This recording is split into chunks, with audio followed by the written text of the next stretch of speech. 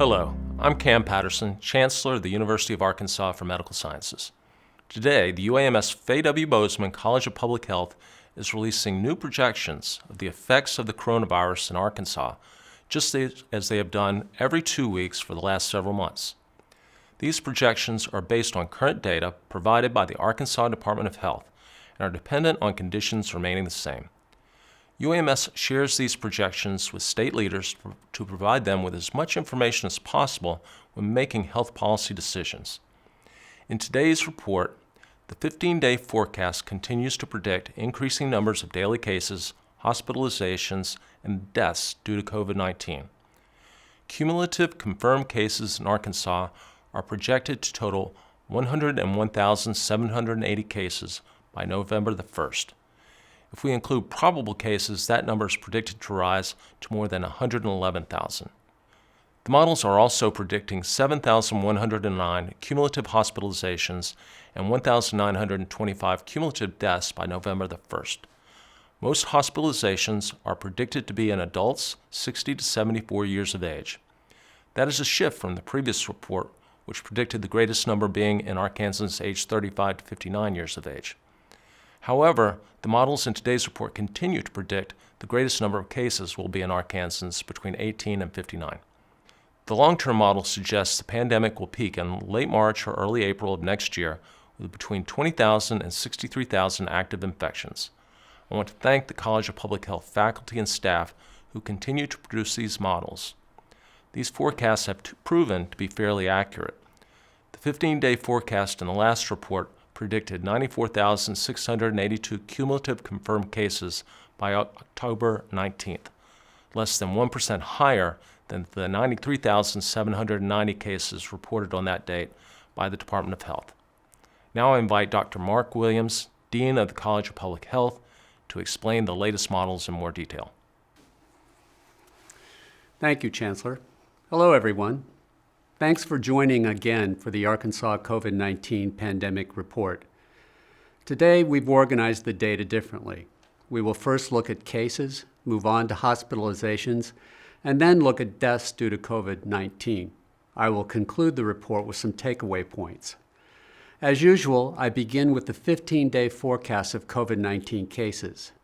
As shown on this slide, COVID-19 cases in the state continue to increase, with little change in the growth curve since July. The 15-day model is forecasting over 101,000 cumulative confirmed COVID-19 cases in Arkansas by November 1. Some of you will notice the total number of COVID-19 cases in Arkansas already exceeds 100,000. This is true.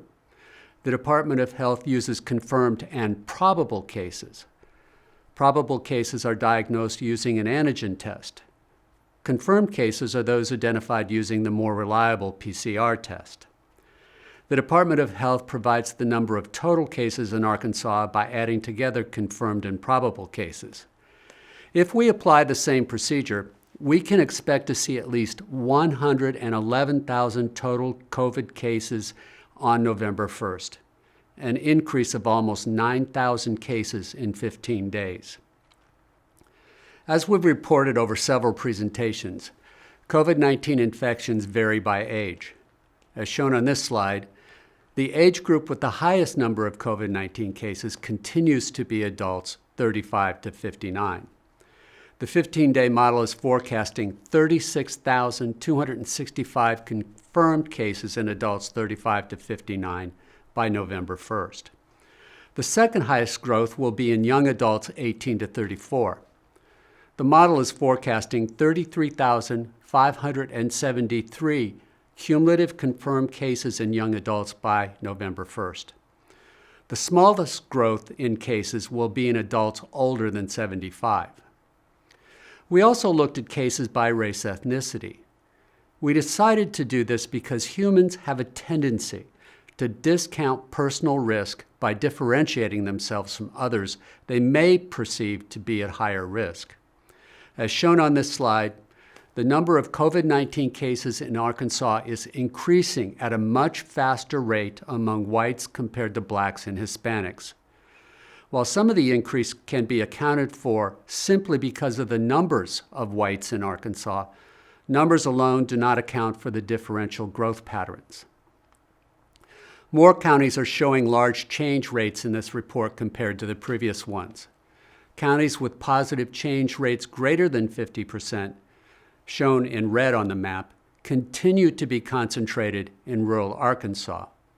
In the current report, we identified 4 counties with positive change rates over 100%. There's no new cases in Calhoun County, which is why it's shown in white. It is important to note that the change rate, if viewed without knowing other information, does not tell the full story of COVID-19 case burden. Falling or steady change rates do not necessarily mean decreasing cases. What is concerning is when the change rate and rate of cases per 10,000 population are both high. For example, Lawrence County has a change rate of 65% and a case rate of 108 per 10,000 population. This is especially concerning given the population of Lawrence County is approximately 16,500.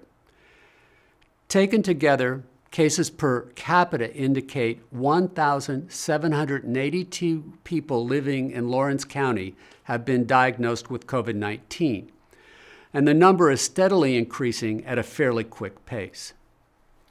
The midterm forecast provides a look at what might happen between now and December 15th.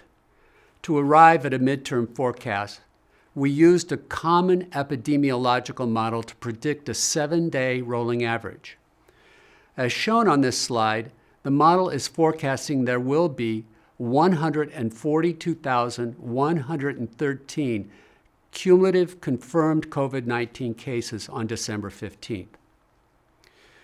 This is a slide I'm sure all of you have seen before and will recall. This is the long-term projection of cases in Arkansas.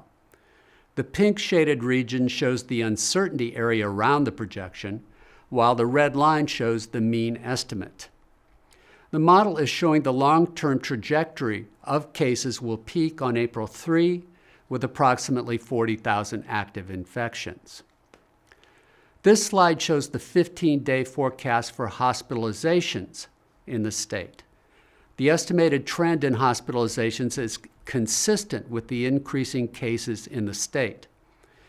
The 15-day model forecasts there will be 7,109 cumulative hospitalizations in Arkansas by November 1st, an increase of 578 hospitalizations for COVID-19 disease. The forecast of hospitalizations by age, shown on this slide, presents a similar growth pattern compared to cases, with one exception. The model is now forecasting the highest number of hospitalizations will occur in adults between 60 and 74.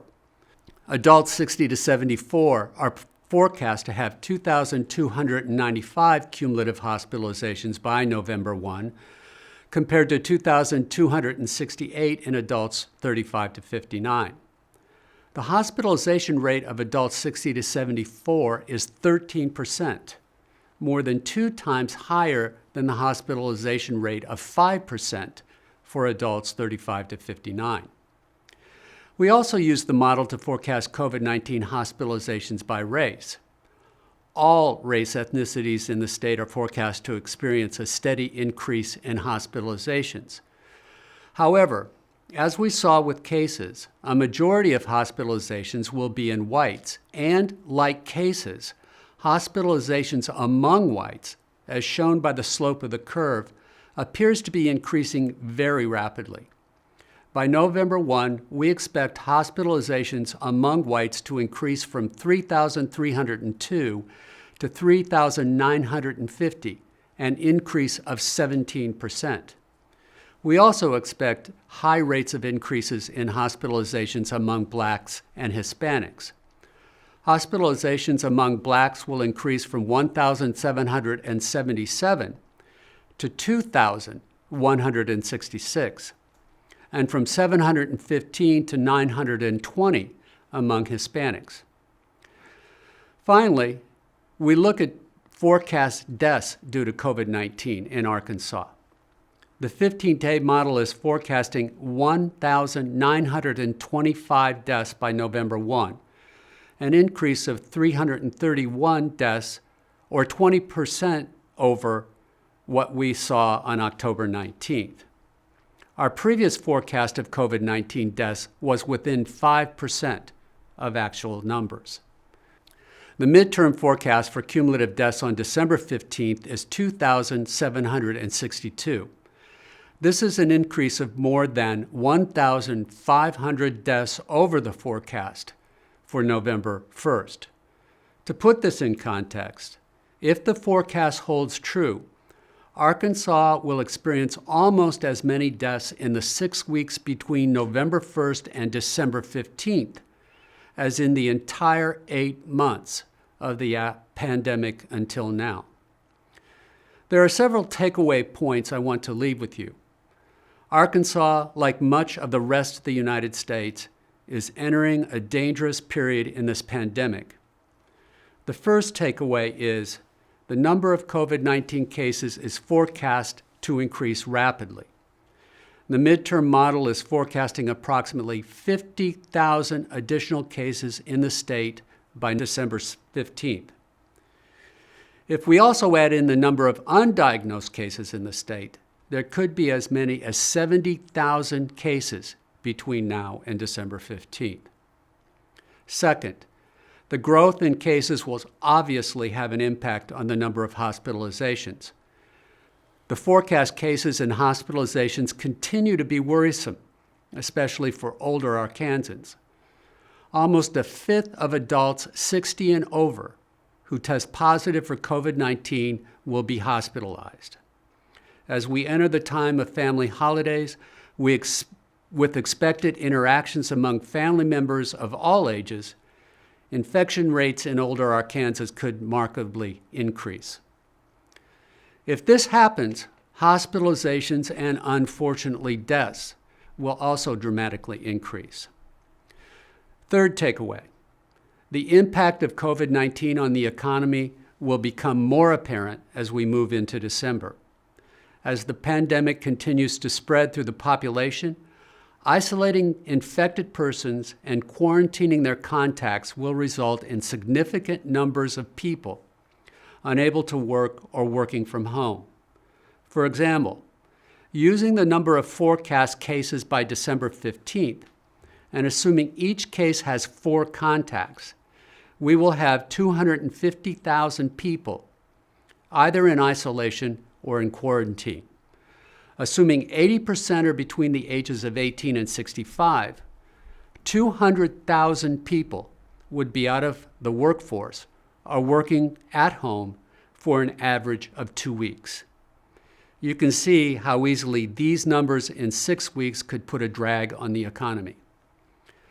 As I said when I began this summary, Arkansas is entering a dangerous time, and you should behave accordingly. You may have heard there's nothing we can do to control the pandemic. This is not true. We can work to mitigate the spread of COVID-19 and decrease new infections by following public health guidelines. Avoid large gatherings, including large gatherings of family and friends. Wash your hands frequently, and most importantly, wear a face mask. See you in 2 weeks, and be safe until then.